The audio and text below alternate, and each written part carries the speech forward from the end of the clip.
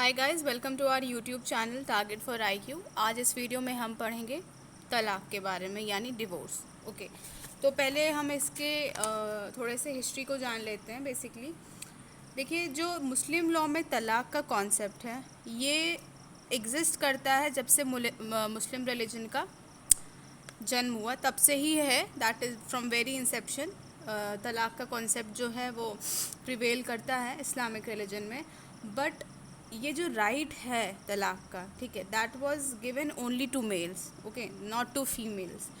तो there was no right for as such for Muslim women to dissolve the marriage.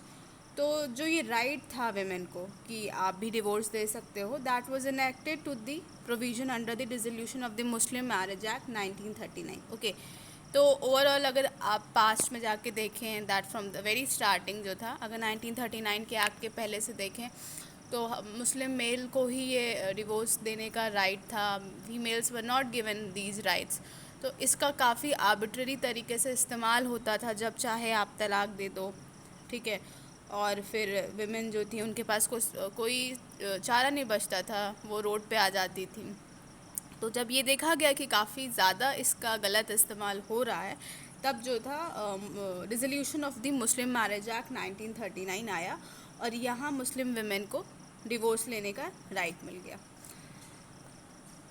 इस act की अगर हम बात करें तो जिसको भी हम फर्दर आगे डिटेल में पढ़ेंगे, बट इंट्रो में मैं आपको एक थोड़ी थोड़ी चीज़ें बताती हूँ कि ये जो एक्ट आया बेसिकली ये केवल विमेंस के लिए ही आया है। इसमें मेल को राइट नहीं है डिवोर्स लेने का। ओके, 1939 का जो एक्ट है, इसमें जो है there is no as such right for the male. Okay, क्योंकि उनको अपने रिलीजन में ही ये राइट मिला हुआ है। अब तलाक का मतलब क्या होता है? तलाक एक अरेबिक वर्ड है जिसका लिटरल मीनिंग होता है टू रिलीज़, ठीक है, किसी चीज़ को छोड़ना। Okay, so it is a Arabic word which means to release. अब ये है कि तलाक बेसिकली एक तरीके से रेपुडिएशन ऑफ मैरिज है by the husband in the exercise of his power which has been conferred on him. अगर देखिए, मुस्लिम लॉ में दो कंसेप्ट है, तलाक और डिवोर्स। तलाक का जो राइट है वो केवल मुस्लिम हस्बैंड को ही मिला है। डिवोर्स जो है that has been given to women. Okay, तो तलाक की जहाँ बात आएगी तो तलाक कर देने का हक केवल और केवल मुस्लिम मेल का है। Okay, so this was all about the intro. अब हम इसके क्लासिफिकेशन को देखते हैं।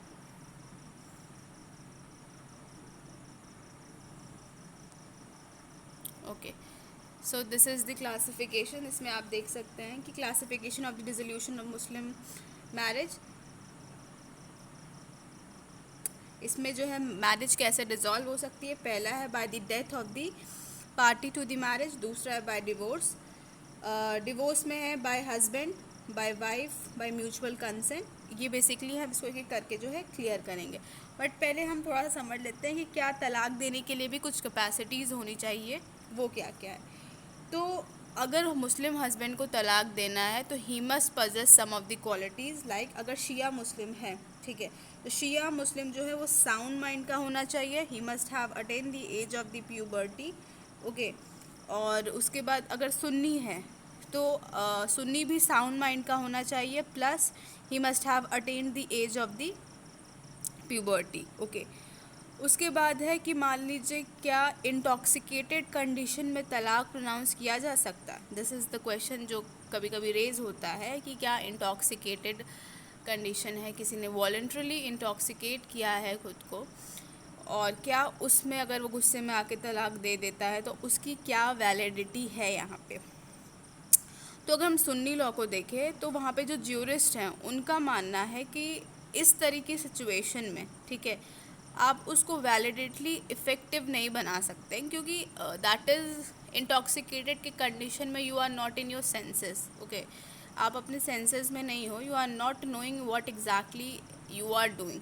सो सुन्नी लॉ में इसको इफ़ेक्टिव नहीं माना जाता है कि अगर आप इंटॉक्सिकेटेड कंडीशन में हैं एंड उस दौरान आपने तलाक दे दिया, तो in that case it will not be effective. But ये कुछ ज्यूरिस्ट का मानना है। बट अगर कुछ और ज्यूरिस्ट हैं सुन्नी लॉ में जो जिनका मानना है नहीं, दैट इज़ इफ़ेक्टिव, उनका कहना है कि डिवोर्स जो है वो वैलिड होगा। ठीक है, अगर हम हनाफी लॉ में देखें तो अनडू इन्फ्लुएंस में अगर कोई तलाक देता है या वॉलंटरली इंटॉक्सिकेट में तलाक देता है तो हनाफी मुस्लिम में उसको वैलिड माना गया है। बट अगर आप शफ़ई स्कूल में देखें तो अगर कोई ड्रंकन मैन है इस तरीके का तलाक देता है तो ये एक्सेप्टेबल नहीं है, मीन्स लाइक वो तलाक को मान्यता प्राप्त नहीं है। तो ये तरीके का जो ये कॉन्सेप्ट है ये अपने अलग अलग स्कूल में डिफरेंट है। अब बात आती है कि क्या जो अनसाउंड हस्बैंड है वो तलाक दे सकता है।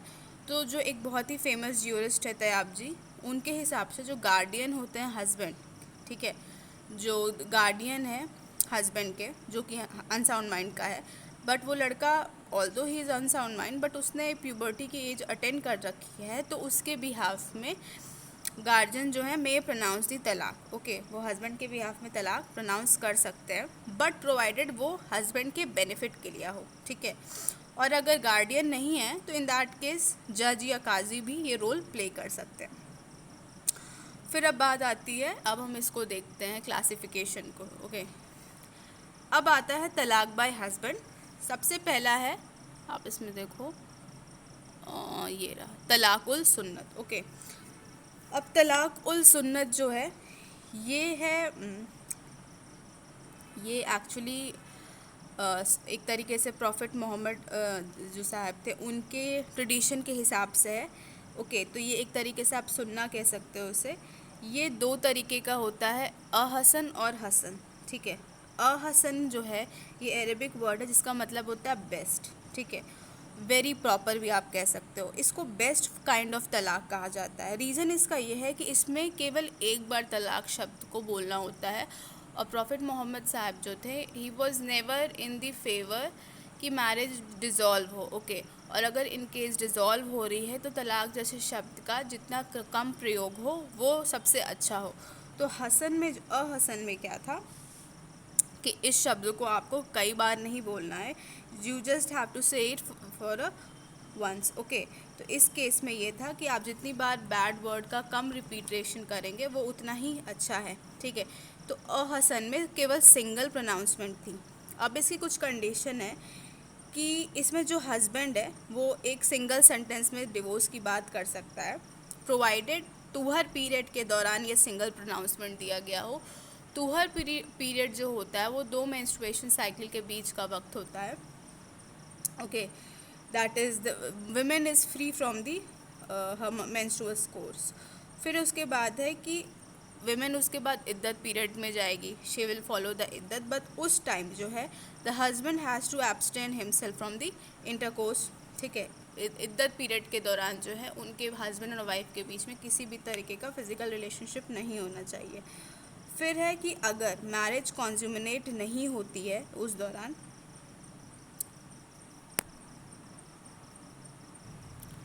अगर मैरिज कॉन्ज्यूमिनेट नहीं होती है बट इद्दत पीरियड के ख़त्म होने से पहले हस्बैंड रिवोक कर दे तलाक, तो वो मैरिज जो है डिज़ोल्व नहीं होती है।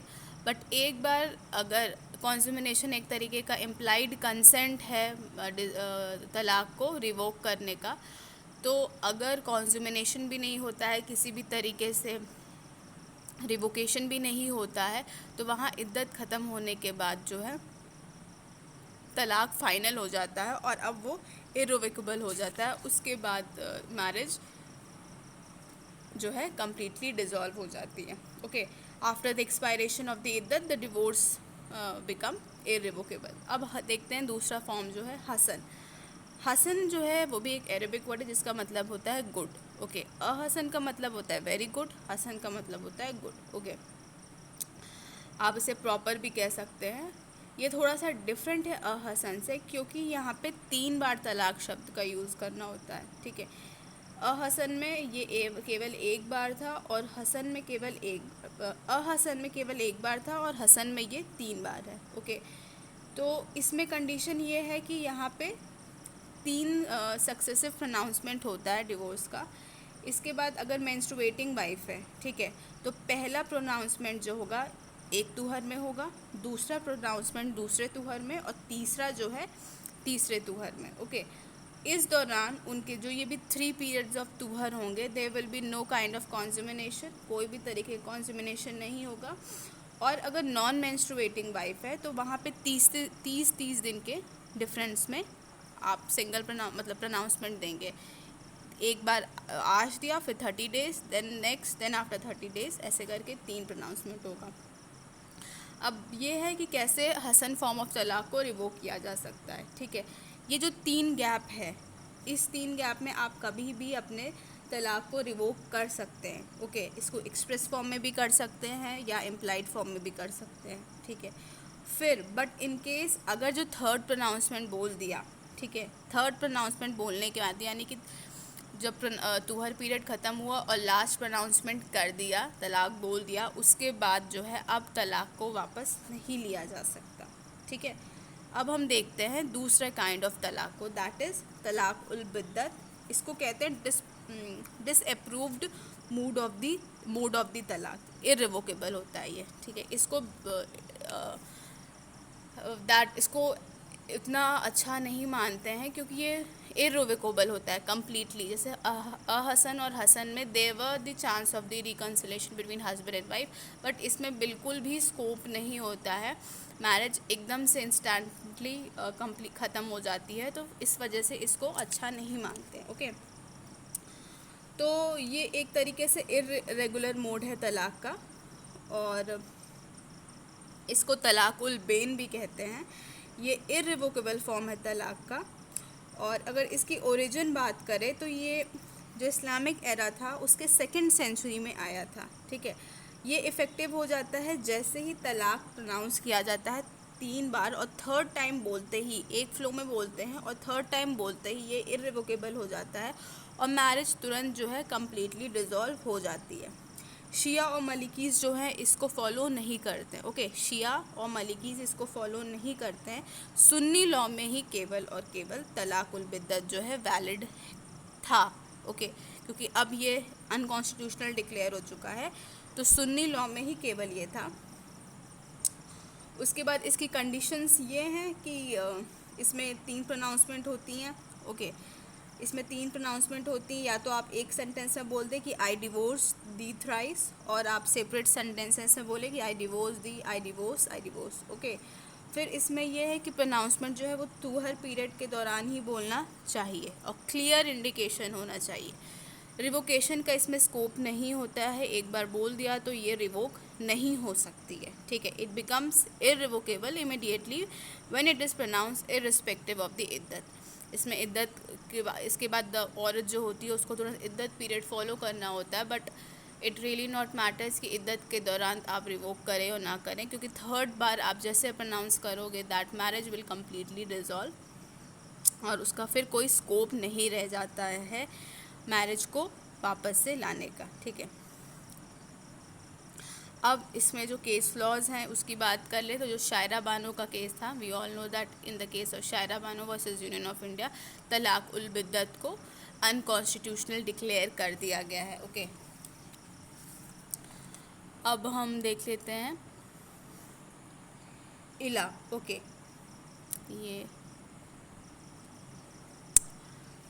इला में बेसिकली क्या होता है कि husband after attaining the age of majority, और अगर वो साउंड माइंड का है तो वो एक तरीके से स्वेयर करता है, वो प्रण लेता है एक तरीके से कि that he will not have any kind of sexual intercourse with his wife, और उसको इद्दत पीरियड फॉलो करने के लिए छोड़ देता है।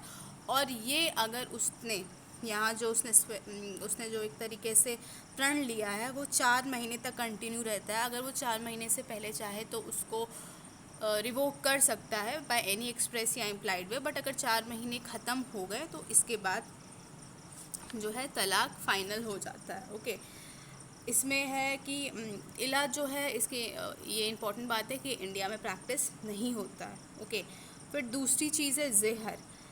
ज़िहर में क्या होता है कि हस्बैंड अपनी वाइफ को कंपेयर करता है किसी ऐसी अदर वेमेन के साथ जो उसके साथ प्रोहिबिटेड डिग्री में आती हैं, जिनसे वो शादी नहीं कर सकता, लाइक मदर है, ठीक है, सिस्टर है, या फोस्टर एज का रिलेशनशिप है। तो इन दैट केस अगर वो कंपेयर करता है, ठीक है, तो वहाँ पे भी मैरिज है, वहाँ पे भी 4 महीने के लिए औरत को इद्दत पीरियड के लिए जाना होता है, और उसके इद्दत ख़त्म होने के बाद जो है मैरिज डिज़ोल्व हो जाती है। देखिए, सिर्फ ज़ेहर को डिक्लेयर कर देने से मैरिज ऑटोमेटिकली डिज़ोल्व नहीं हो जा सकती है, ठीक है। ना ही वाइफ यहाँ पे RCR यानी कि restitution of conjugal right claim कर सकती है, ठीक है। इसके लिए जो है इसके लिए आपको 4 महीने का वेट करना होगा। आफ्टर 4 मंथ जो है ये कम्प्लीटली मैरिज को डिज़ोल्व करता है। अब लीगल इफ़ेक्ट क्या है ज़ेहर का? अब इस दौरान सेक्सुअल इंटरकोर्स अगर होता है तो वो अनलॉफुल हो जाएगा। हस्बैंड जो है पीनेंस के लिए लाइबल होगा, यानी कि प्रायश्चित के लिए उसको कुछ करना होगा। फिर उसके बाद जो वाइफ है वो जुडिशल सेपरेशन जो है क्लेम कर सकती है कोर्ट में जाके, ओके। तो ये आपका तलाक बाय हस्बैंड हो गया है। In next video I will tell you about the divorce by the wife, okay.